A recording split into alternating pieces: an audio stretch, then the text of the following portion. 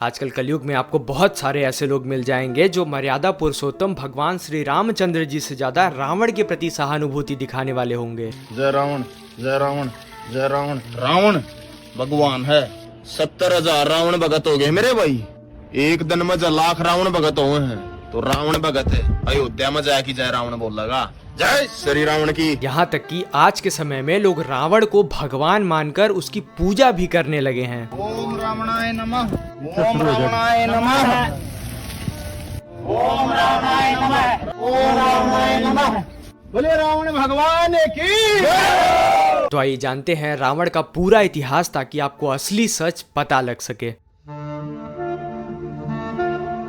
आज के समय में लोगों के ज्ञान का मुख्य स्रोत रील हो गया है।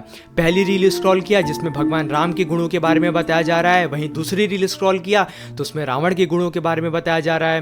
पिछली वाली रील में हमें रावण सही लग रहा था, अब अगली वाली जो रील आई उसमें रावण गलत लगने लगा। और दूसरा, ये टीवी सीरियल वाले हमें और ज्यादा भ्रमित कर देते हैं। इससे पहले कि हम रावण की बुराइयों के बारे में जाने, आपको समाज का एक काला सच बताता हूँ। अभी हाल ही में मैं दशहरे के मेले में गया हुआ था और वहां पर रावण का पुतला जल रहा था। तो मैंने काफी सारे लोगों से वहां पर पूछा कि क्या आपको रावण का कैरेक्टर पसंद है?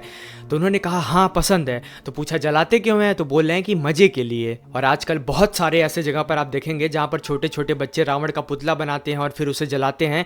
लेकिन अगर आप उनमें से किसी से भी पूछ देंगे कि भगवान श्री रामचंद्र जी के बारे में बताओ या रावण के बारे में ही बता दो, तो वो नहीं बता पाएंगे। क्या कहना चाहते हो बताओ? क्योंकि रावण को मारने से कोई खुशी नहीं मनाई जाती, क्योंकि रावण अभी अच्छा था, उसने अपनी बहन के लिए लड़ाई करी थी, इतना सारा संघर्ष, और राम ने अपनी पत्नी के लिए। ये बड़ी अच्छी बात कही भाई ने, ठीक है।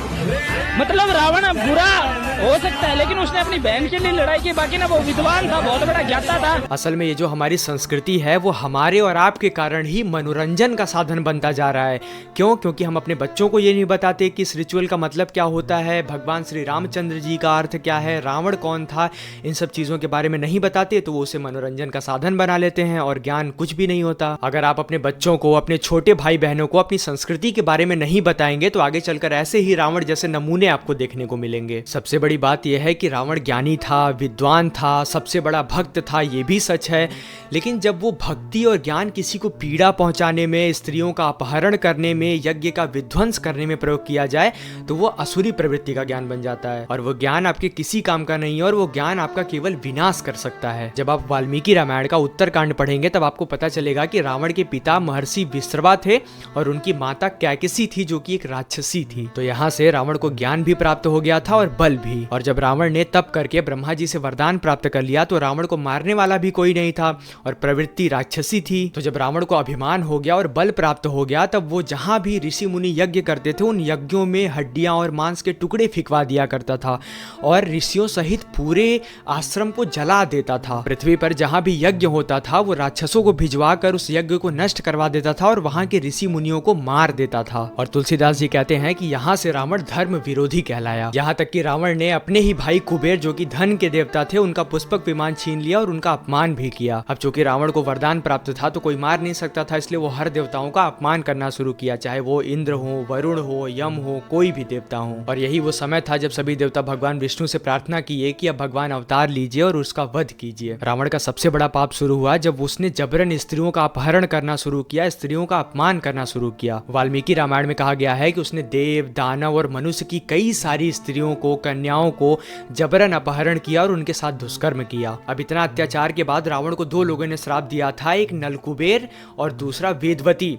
नलकुबेर की पत्नी के साथ भी रावण ने जबरन संबंध बनाने की कोशिश किया था तो नलकुबेर ने इसे श्राप दिया कि अगर तुम किसी भी स्त्री को उसकी इच्छा के विरुद्ध स्पर्श करोगे तो तुम्हारा सर 60 टुकड़ों में विभाजित हो जाएगा। और वेदमती ने श्राप दिया था कि तुम्हारी मृत्यु एक स्त्री के कारण होगी। अब इन दोनों श्राप के कारण वो माता सीता को स्पर्श नहीं कर सकता था और यहीं से उसके पतन और मृत्यु का कारण शुरू हो गया। अच्छा, रावण के बारे में जो सबसे ज्यादा चीजें फेमस हैं वो ये हैं कि रावण विद्वान था, पंडित था, ब्राह्मण था, उसने अनेक ग्रंथों की रचना की थी, भगवान शिव का भक्त था, यहाँ तक कि उसने शिवतांडव और ऐसे श्लोकों की, ऐसे ग्रंथों की रचना की जिसके बारे में व्यक्ति कल्पना भी नहीं कर सकता है। लेकिन फिर भी इतने ज्ञान के बावजूद, इतने भक्ति के बावजूद उसका अधर्म उसको मार दिया। लेकिन इसका ये मतलब नहीं है कि रावण को भगवान बना दिया जाए। इसलिए आप अपने छोटे भाई बहन, बच्चों को अपनी संस्कृति के बारे में बताइए। हर हर महादेव।